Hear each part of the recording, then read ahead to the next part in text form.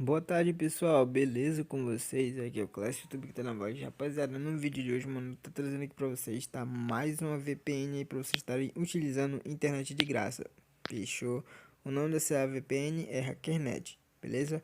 Mas antes de começar o nosso vídeo, já peço que vocês deixem o like de vocês aí, tá bom? Se inscreve no nosso canal se você não for inscrito, ative o sininho pra receber todos os nossos vídeos.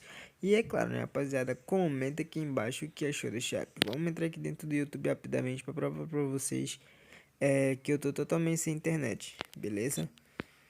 Deixa eu fechar todas as abas.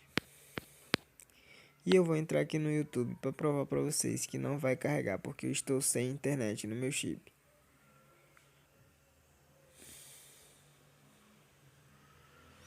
Aproveitando a oportunidade, já peço aí mais uma vez que você deixe o like aí, tá bom? Se inscreva no canal se você não for inscrito, ative o sininho para receber todos os nossos vídeos e compartilhe com a galera, fechou?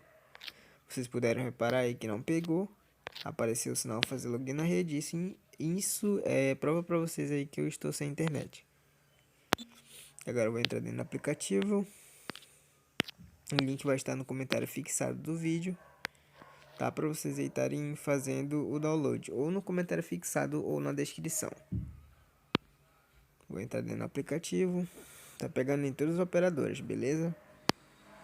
Em todas as operadoras. A minha eu vou botar na operadora roxa, Free 5G.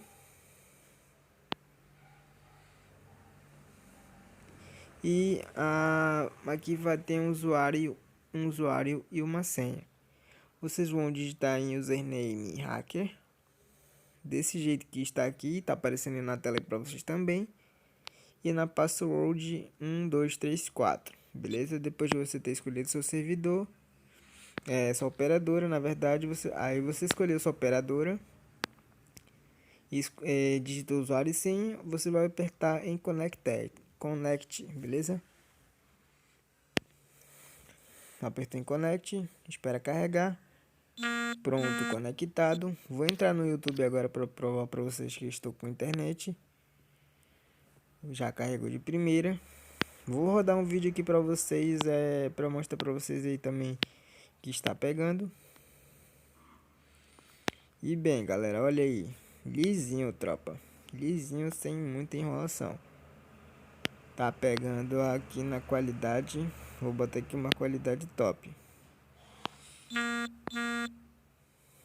Pronto, tropa, tá rodando aí, ó. E eu vou aproveitar também e deixar esse vídeo aqui na descrição para vocês, beleza, rapaziada? Então esse foi o nosso vídeo.